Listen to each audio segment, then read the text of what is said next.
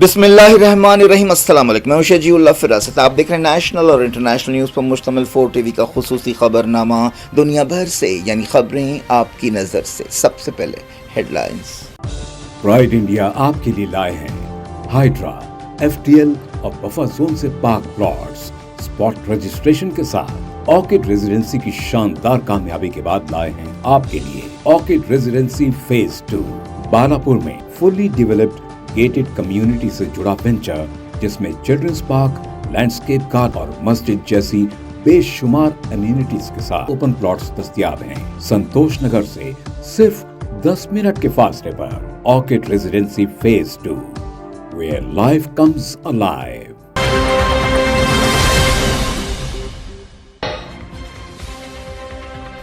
Hamas نے 20 ہوسٹیجز کو چھوڑا، اسرائیل سے سینکڑوں فلسطینی قیدیوں کی رہائی، رام اللہ، غازہ، تل ابیب میں جذباتی نظارے۔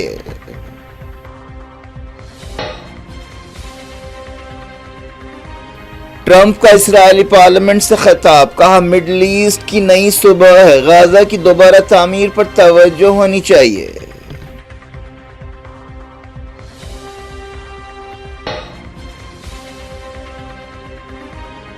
ٹرمپ کے خطاب کے دوران 2 ارکان کی نعرے بازی، فلسطینی ریاست کو تسلیم کرنے کا مطالبہ۔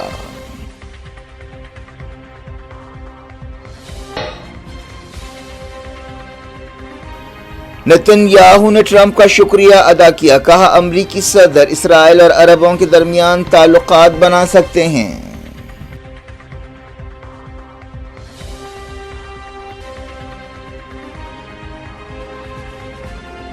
ٹرمپ اسرائیل سے ایجپٹ روانہ، شرم الشیخ میں عالمی لیڈرز کے ساتھ غازہ کے مستقبل پر بات چیت، امریکی سپاہیوں کو تعینات کرنے کی تجویز۔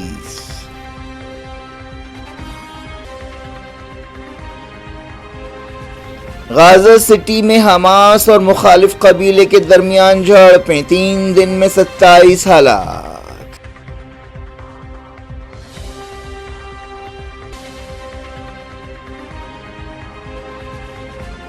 ٹرمپ یوکرین کو ٹامہاک میزائلز بھیجنے پر غور کر رہے ہیں، ماسکو کیف کے نشانے پر ہوگا۔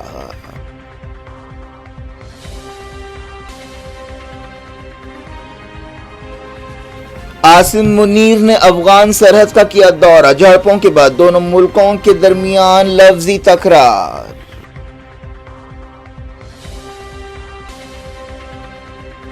کینیڈا کی وزیر خارجہ نے مودی سے کی ملاقات، وزیر اعظم نے کہا آپسی پارٹنرشپ کو مضبوط کریں گے۔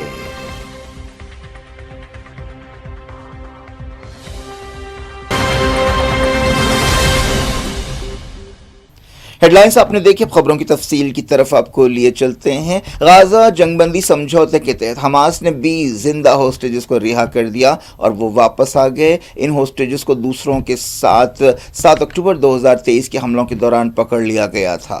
ہوسٹیجز کی رہائی کے موقع پر جذباتی منظر دیکھے گئے۔ حماس نے اب تک 28 ہوسٹیجز کی لاشیں حوالے نہیں کی ہیں، لیکن کہا کہ کچھ دیر بعد 4 لاشیں حوالے کی جائیں گی۔ ان ہوسٹیجز کے بدلے اسرائیل 250 فلسطینی قیدیوں اور 1700 سے زیادہ فلسطینیوں کو رہا کر رہا ہے، جنہیں حراست میں لیا گیا ہے۔ ان فلسطینیوں کا پہلا گروپ رام اللہ اور غازہ پہنچ چکا ہے۔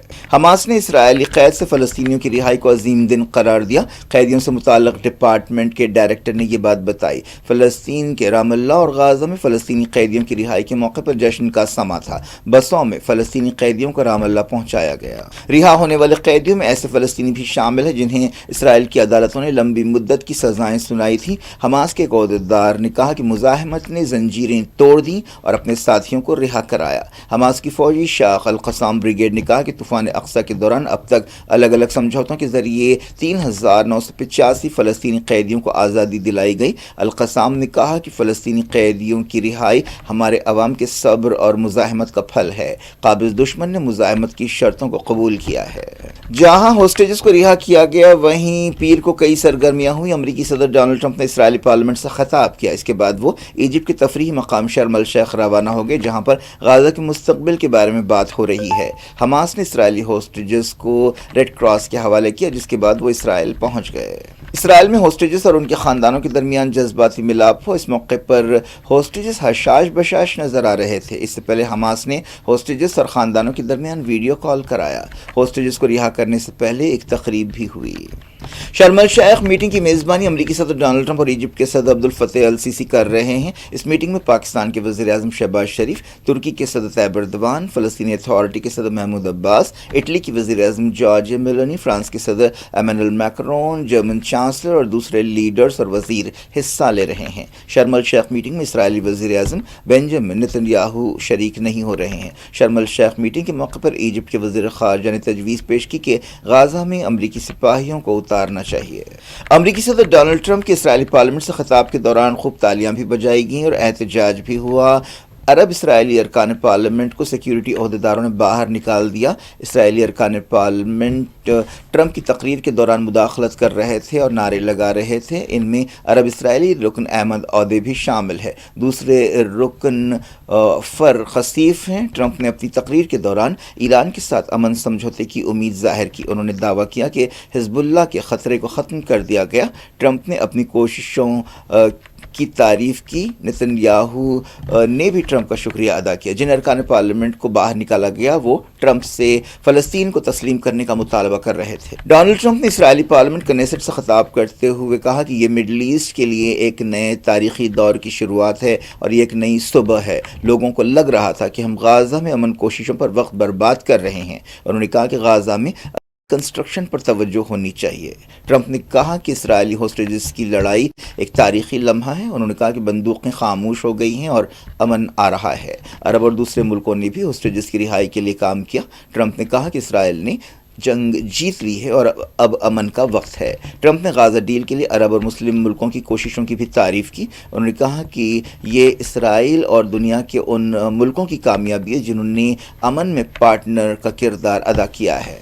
امریکی صدر نے غزہ امن سمجھوتے کو ایک اہم کامیابی قرار دیا. ٹرمپ نے اسرائیل کی مخالفت کرنے پر بعض ملکوں پر تنقید کی. انہوں نے کہا کہ کئی حکومتیں یہود دشمنی کے بیانیے سے متاثر ہو گئیں. ٹرمپ نے اپنے خطاب میں کہا کہ جہادزم اور اینٹی سیمیٹزم ناکام ہو چکے ہیں. ٹرمپ نے اپنے خطاب میں کہا کہ انہوں نے 8 مہینوں میں 8 جنگیں ختم کرائی ہیں.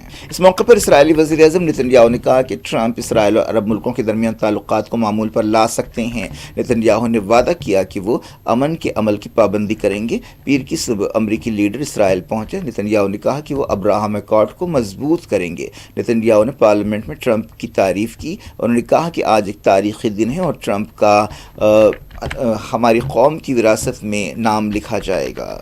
غزہ میں ملبے کی صفائی کا کام جاری ہے. فلسطین کی وزارت صحت نے بتایا کہ جاں بحق فلسطینیوں کی تعداد کم سے کم 66,869 ہو گئی ہے. غزہ کی وزارت صحت نے کہا کہ پچھلے 24 گھنٹوں میں 60 لاشیں برآمد کی گئی ہیں. جب سے جنگ بندی سمجھوتے پر عمل شروع ہوا ہے اب تک 320 سے زیادہ لاشیں ملبے سے نکالی جا چکی ہیں. یورپی یونین نے غزہ کی دوبارہ تعمیر اور فلسطینی اتھارٹی میں سدھار میں مدد کا وعدہ کیا. یورپی کمیشن کی صدر ارسولا وان ڈیر نے ایکس پر جنگ بندی سمجھوتے پر خوشی کا اظہار کیا جسے شرم الشیخ میں طے کیا جا رہا ہے.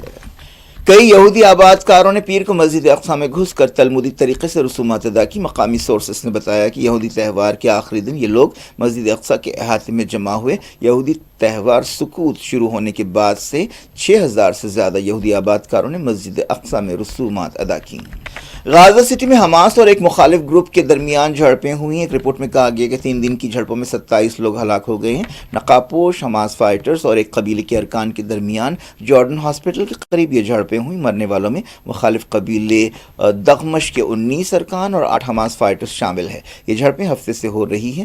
دغمش قبیلہ غزہ کا ایک اہم قبیلہ ہے. لمبے عرصے عرصے سے حماس کے ساتھ اس کے تعلقات ٹھیک نہیں ہیں. دونوں طرف سے ایک دوسرے پر الزامات لگائے گئے اور جھڑپوں کے لیے ایک دوسرے کو ذمہ دار ٹھہرایا گیا. اس قبیلے کے ارکان کا تعلق فتح اور القاعدہ سے بھی رہا ہے اور اس قبیلے کی جو آبا و اجداد ہیں ان کا تعلق ترکی سے بتایا گیا ہے. سلسلے کو امریکی صدر ڈونلڈ ٹرمپ یوکرین کو ٹام ہاک میزائلز بھیجنے پر غور کر رہے ہیں. امریکہ سے مڈل ایسٹ سفر کے دوران ایئر فورس ون میں میڈیا سے بات چیت کرتے ہوئے انہوں نے یہ بات کہی. یوکرین لمبے عرصے سے اس طرح کے میزائلز کا مطالبہ کر رہا تھا. حال ہی میں امریکی صدر ڈونلڈ ٹرمپ اور یوکرین کے صدر وولودیمیر زیلنسکی کے درمیان ٹیلی فون پر بات چیت ہوئی. رشیا نے امریکہ کو لانگ رینج میزائلز یوکرین کو دینے کے خلاف خبردار کیا ہے. ٹام ہاک میزائلز 2500 کلومیٹر کی دوری تک نشانہ لگانے کی صلاحیت رکھتے ہیں. اس کا مطلب یہ ہے کہ ماسکو اور رشیا کے دوسرے اہم شہر یوکرین کی زد میں آ جائیں گے. ڈونلڈ ٹرمپ نے کہا کہ وہ یوکرین کی درخواست پر غور کریں گے اور رشیا سے بھی اس سلسلے میں بات چیت کریں گے. اتوار کو رشین حکومت کے ترجمان ڈیمیٹری پیشکوف نے کہا تھا کہ ٹام ہاک میزائلز کی سپلائی رشیا کے لیے تشویش کی بات ہے اور یہ ایک ڈرامائی لمحہ ہے. اس دوران یوکرین کے صدر زیلنسکی نے کہا کہ وہ رشیا کے خلاف ٹام ہاک میزائلز استعمال کریں گے. پاکستان اور افغانستان کے درمیان حالیہ جھڑپوں کے بعد تناؤ برقرار ہے اور ایک دوسرے کے ساتھ لفظی تکرار بھی ہو رہی ہے. پاکستان کے آرمی چیف عاصم منیر نے سرحدی علاقے کا دورہ کیا. اس دوران افغانستان کے وزیر خارجہ امیر خان متقی نے جو انڈیا کے دورے پر ہیں ان دعووں کو رد کر دیا کہ افغانستان کی زمین پر تحریک طالبان پاکستان TTP کا وجود ہے جیسا کہ پاکستان کا الزام ہے. انہوں نے پاکستانی کارروائیوں کی مذمت کی اور الزام لگایا کہ اسلام آباد اپنے ہی لوگوں کو بے گھر کر رہا ہے. انہوں نے تنقید کی کہ کیوں پاکستان اپنی مضبوط فوج اور انٹیلیجنس کے باوجود پائیدار امن حاصل نہیں کر سکا. طالبان کے وزیر خارجہ نے کہا کہ پاکستان کے ساتھ افغانستان نے حالیہ جھڑپ میں اپنے مقصد حاصل کیے ہیں. اس دوران افغانستان کے ساتھ جھڑپ کے دوران پاکستان کے اسٹاک مارکیٹس میں گراوٹ آئی. پاکستان کی پولیس نے کہا ہے کہ اس نے اسرائیل کے خلاف مظاہرے کو ختم کرنے کے لیے بات چیت ناکام ہونے کے بعد کلیئرنس آپریشن کیا جس کے دوران 5 لوگ ہلاک ہوئے. مرنے والوں میں ایک پولیس عہدیدار بھی شامل ہے. ایک کٹر تنظیم تحریک لبیک نے جمعرات کو لاہور میں یہ احتجاج اور دھرنا شروع کیا تھا اور اسلام آباد میں امریکی سفارت خانے تک مارچ نکالنے کا ارادہ ظاہر کیا تھا. رائل سویڈش اکیڈمی نے معاشیات یا اکنامکس کے نوبل انعام کا اعلان کر دیا ہے. 3 ماہرین جوئل موکیر، فلپ ایوان اور پیٹر ہیبٹ کو یہ انعام دیا گیا. انہیں معاشی ترقی کی رفتار بڑھانے کے لیے انوکھی ریسرچ کے لیے یہ ایوارڈ دیا گیا. کینیڈا کی وزیر خارجہ انیتا آنند نے دہلی میں وزیر اعظم نریندر مودی سے ملاقات کی. وزیر اعظم نے اس موقع پر کہا کہ ان کے دورے سے انڈیا کینیڈا تعلقات اور آپسی پارٹنرشپ مضبوط بنانے میں مدد ملے گی. وزیر اعظم نے اس سال جون میں G7 سمٹ کے لیے اپنے دورے کینیڈا کی یاد تازہ کی جس کے دوران انہوں نے وہاں کے وزیر اعظم مائک کارنی کے ساتھ کارآمد ملاقات کی تھی. جسٹن ٹروڈو کے دور میں انڈیا کینیڈا تعلقات اپنی پستی پر پہنچ گئے تھے لیکن حالیہ عرصے میں دونوں ملکوں کے درمیان رشتے پھر سے بحال ہو رہے ہیں. وزیر اعظم نے کینیڈا کے وزیر اعظم مائک کارنی کے لیے نیک تمنائیں بھی بھیجیں.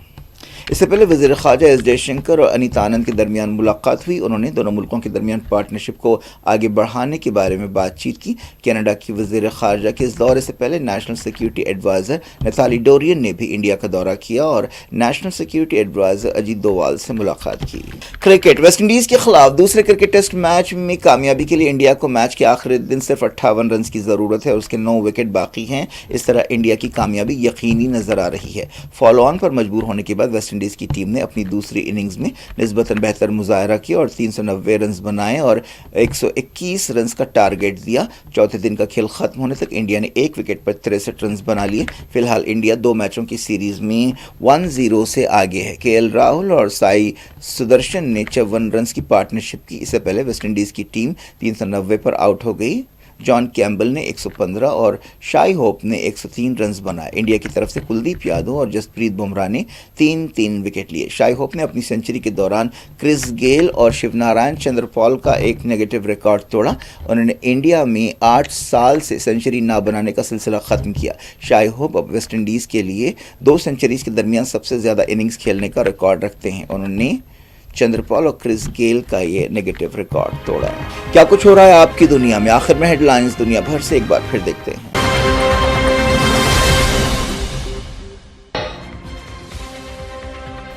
حماس نے 20 ہوسٹیجز کو چھوڑا. اسرائیل سے سینکڑوں فلسطینی قیدیوں کی رہائی. رام اللہ، غازہ، تل ابیب میں جذباتی نظارے.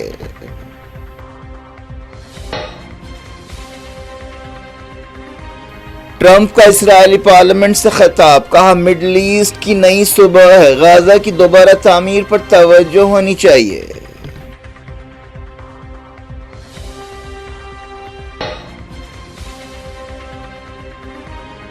ٹرمپ کے خطاب کے دوران 2 ارکان کی نعرے بازی، فلسطینی ریاست کو تسلیم کرنے کا مطالبہ۔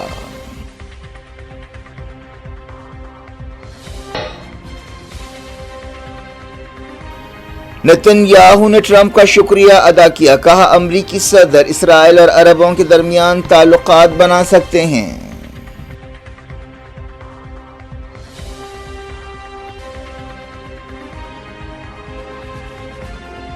ٹرمپ اسرائیل سے ایجپٹ روانہ، شرم الشیخ میں عالمی لیڈرز کے ساتھ غزہ کے مستقبل پر بات چیت، امریکی سپاہیوں کو تعینات کرنے کی تجویز۔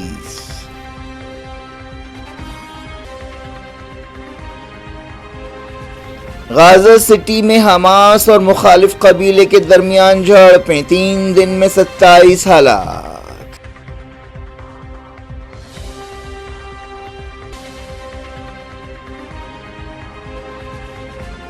ٹرمپ یوکرین کو ٹامہاک میزائلز بھیجنے پر غور کر رہے ہیں، ماسکو کیف کے نشانے پر ہوگا۔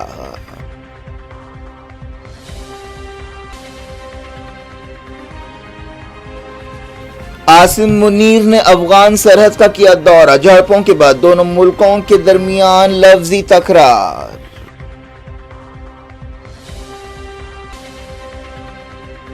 کینیڈا کی وزیر خارجہ نے مودی سے کی ملاقات، وزیر اعظم نے کہا آپسی پارٹنرشپ کو مضبوط کریں گے۔